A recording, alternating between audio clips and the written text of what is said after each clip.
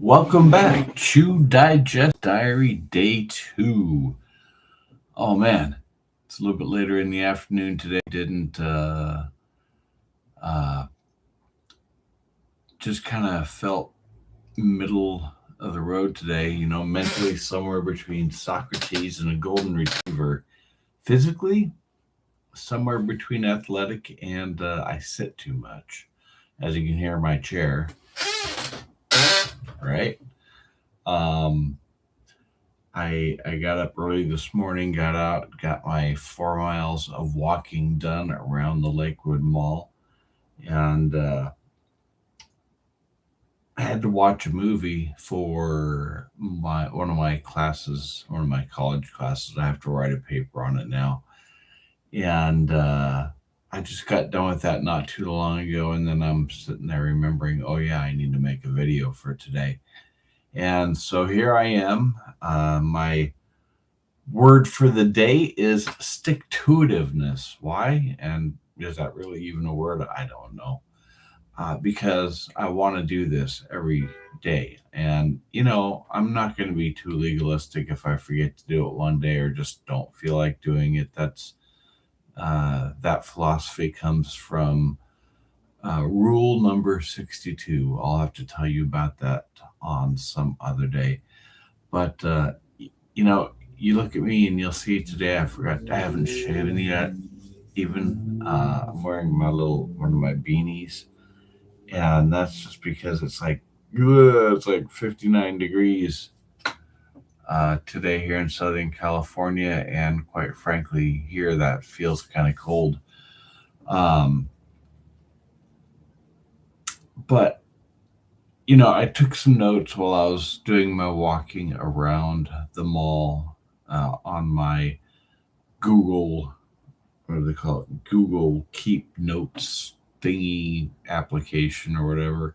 Cool part about that is that it connects to my Google Home devices. So even in the middle of the night, if I have a thought while I'm laying in bed and I don't want to forget about it, but I don't want to be sitting there thinking about it while I'm trying to get back to sleep, I just tell it to, I say the hey Google thing, and then I tell it to take a note. What do you wanted to say? It just asked me what it wanted to say, what I wanted to say.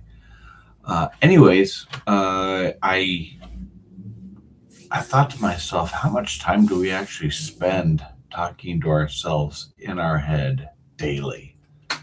I know some people, we talk to themselves out loud, and we look at them as crazy, but uh, the Say it reality again. is we all talk to ourselves in our head all day Now, so long. Google can improve, it would help to know how satisfied you are with creating a note. How would you rate it if one's the worst and five's the Hey best? Google, stop. No problem. Sometimes Google is a little intrusive with their questions back to me. It's funny.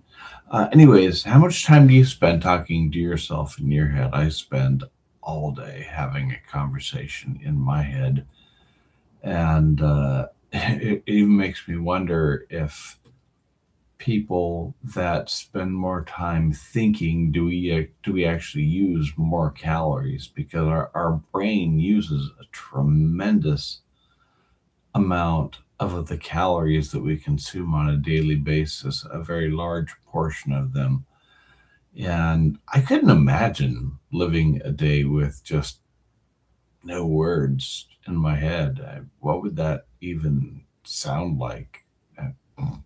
Who knows? Today, I want to talk to you guys about electrolytes, and why they're important and what I feel that they've done for me.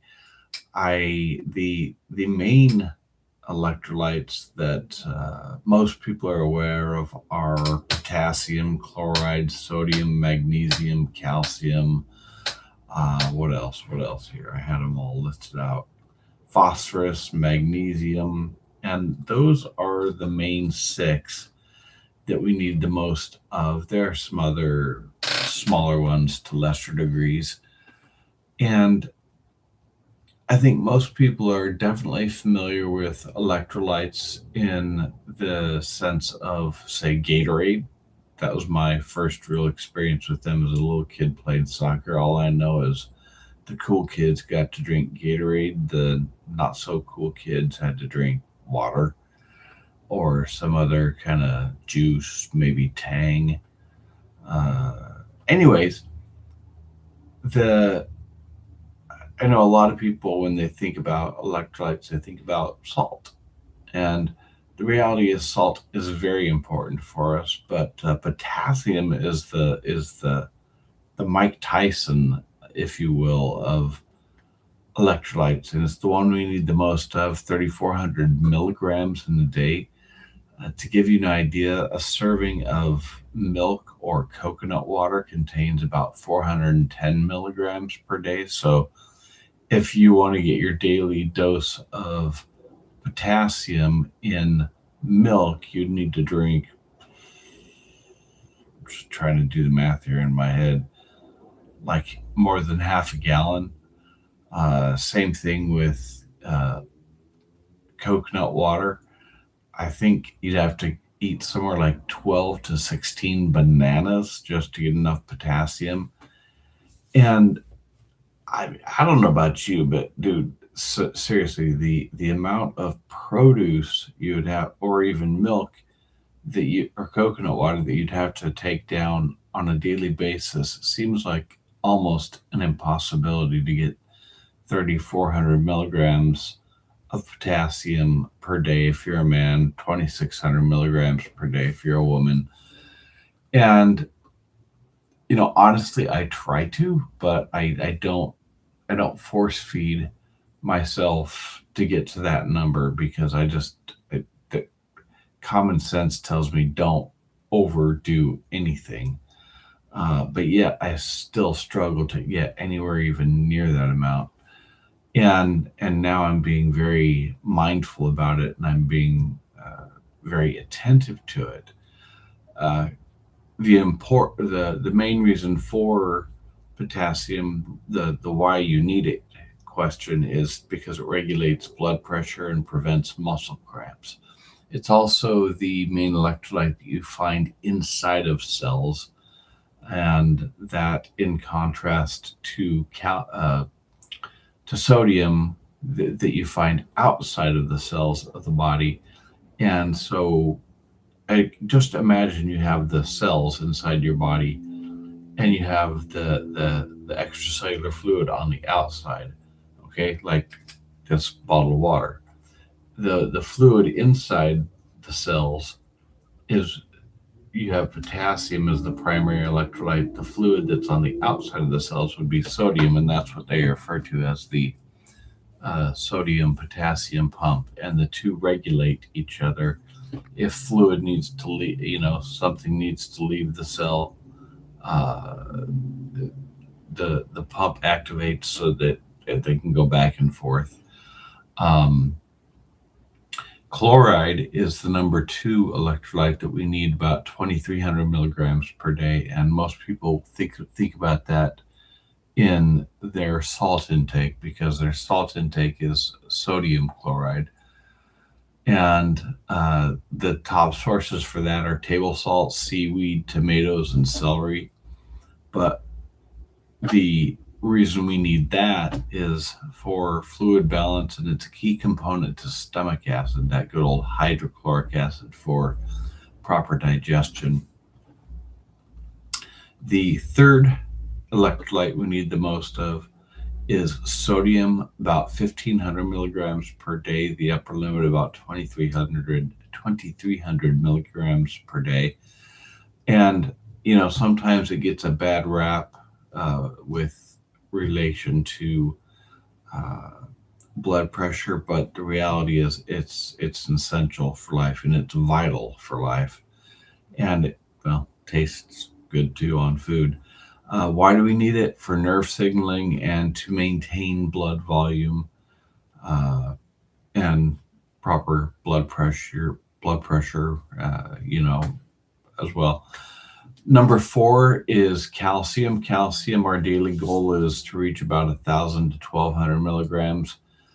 Most people think of bones when we think of calcium, but calcium also is an electrolyte that allows your muscles to contract. And if you don't have enough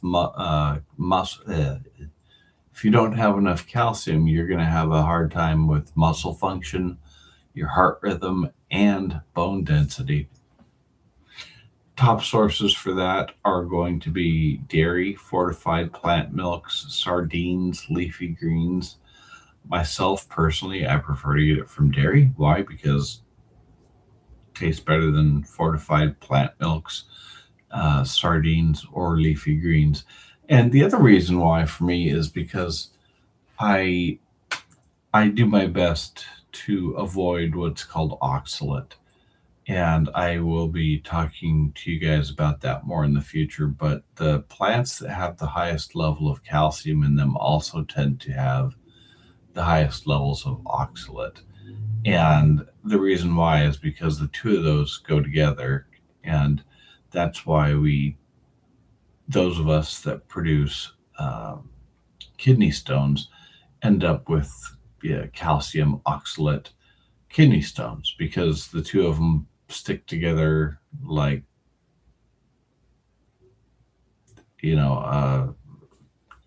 sodium and chloride. Next up, we have phosphorus. Phosphorus we need about 700 milligrams a day, and it works pretty darn closely with calcium. It's rarely a concern because it's found in almost all proteins. It's the why we need it is because it repairs cells in healthy tissues and it filters waste in the kidneys. Top sources are meat, poultry, fish, nuts, and beans. Again, I'm currently not a big fan of nuts and beans. Where I do get it would be from meat, meaning beef, poultry, and fish. And then number 6 is magnesium. Magnesium, that one is one that's getting a lot of press lately, mainly for sleep quality. Uh, the daily goal for men is just about 400 milligrams, 310 milligrams for women. Magnesium is what we refer to as the relaxer. It's the one that's involved in over 300 biochemical reactions in the body, and it really does help us stay calm. The the type that most people are now familiar with these days is a brand produced by a company. It's called Magtine, or magnesium threonate, I believe is what it's called. And personally, I get mine from a supplement company that's out of Utah. And I'm drawing a blank off the top of my head right now. I get the liquid concentrates minerals. They are not a sponsor of me and what I'm doing here because this is only my second video, anyways. But I utilize their concentrates liquid minerals, and I put them in with my orange juice twice a day, and they tend to take care of my at least my uh, magnesium and what else? Chloride needs. The place you're going to get magnesium in your diet is going to be from pumpkin seeds, almonds, dark chocolate, and black beans, which again are a whole lot of things that I'm not going to eat because all those things contain high levels of oxalate. I'm on a zero oxalate diet in case some of you are familiar with that. If not, I'll be covering that on a different day. The importance for magnesium is muscle relaxation, sleep quality, and protein synthesis. All very important things. So, how does the overall effect and what foods do we decide to eat so that we can get these electrolytes?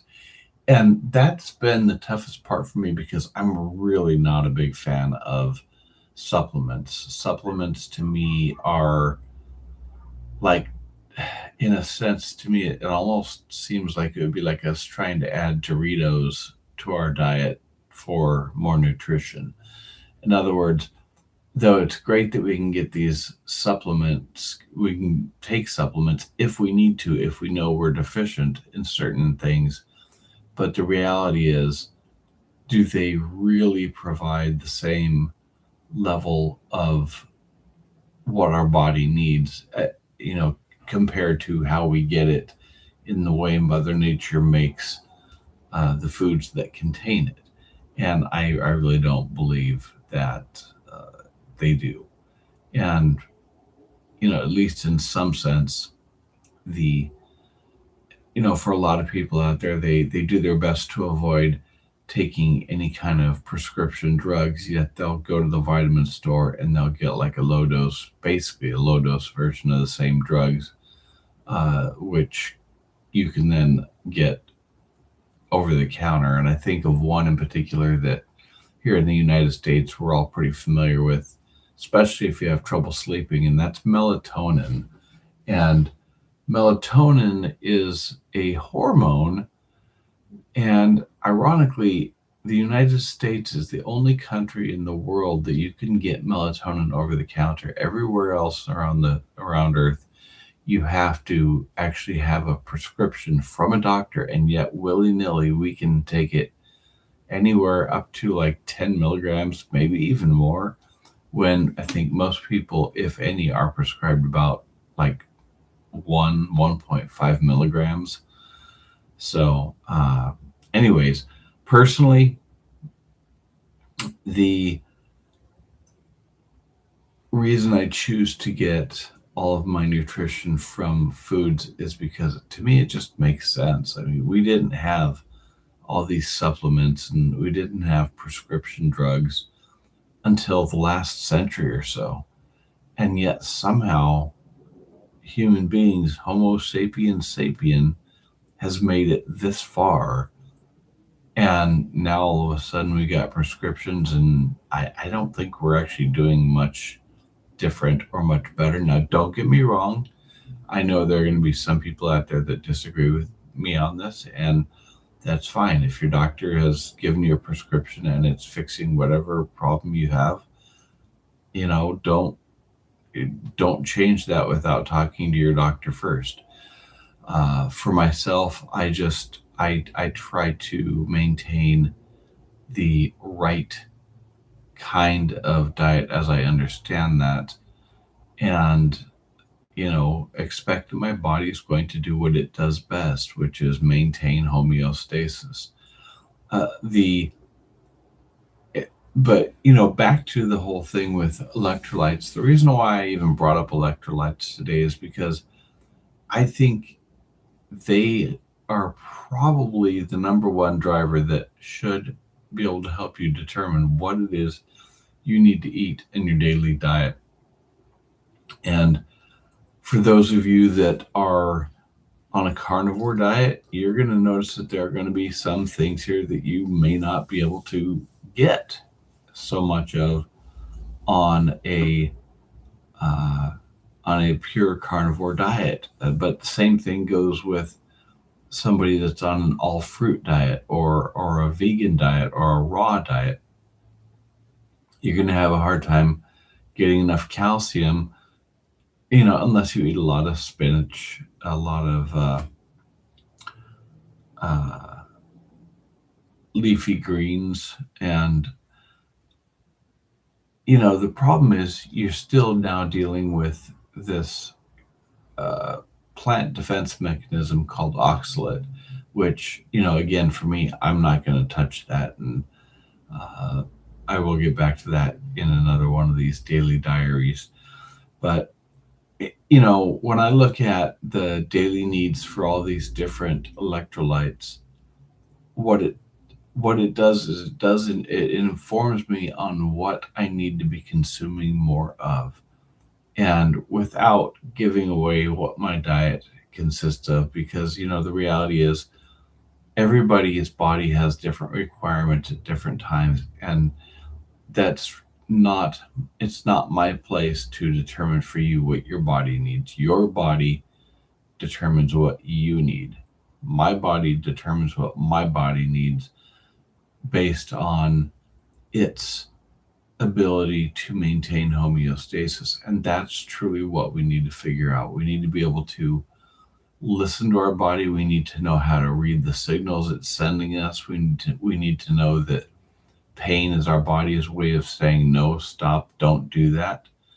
Uh, the feeling of dopamine surging through your system, the goosebumps you get, that's your body's way of saying yes, keep doing that.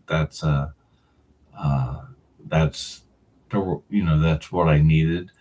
I don't recommend in any way utilizing any kind of man-made substances or any kind of substances that upregulate dopamine artificially, because that's going to interfere with your body's ability to communicate with you.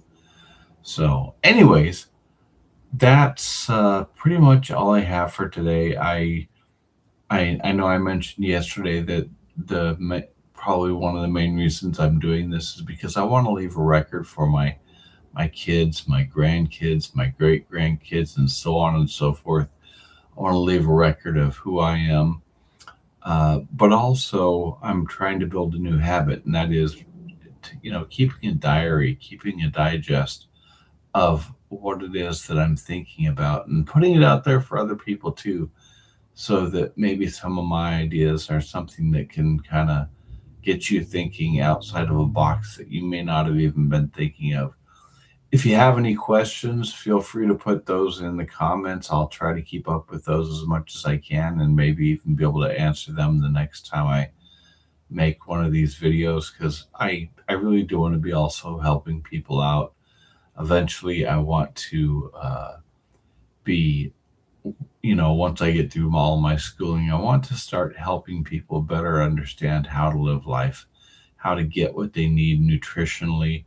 And when I say nutritionally, I'm not talking about just what we put in our food hole, but, whole body nutrition. We need to get the right quality of, bumped my camera, my table. Um, we need to get the right quality of sleep. We need to get the right quality of hydration. We need to get the right quality of exercise. We need to get the right quality of interaction with our friends and family. There's so many different things that we need. And again, like even with these electrolytes, you want to get the right quality of water. Well, quite frankly, if you don't have the right electrolytes in your body, you're going to have a hard time staying hydrated. So that's really how important it is to understand all the things that we need, in our daily life. And so anyhow, I'm going to finish up for now because I think I've said enough. And one of these days, I'm going to have to get a new camera and a new microphone just so I can sound a little bit better, because I've had this camera, oh man, for like, I think about 13 or 14 years. And what used to look high definition does not look high definition anymore. Anyways, Michael Loomis here, checking in and checking out with you guys for another edition of Chew Digest Daily. Wow, 23 minutes. See you tomorrow.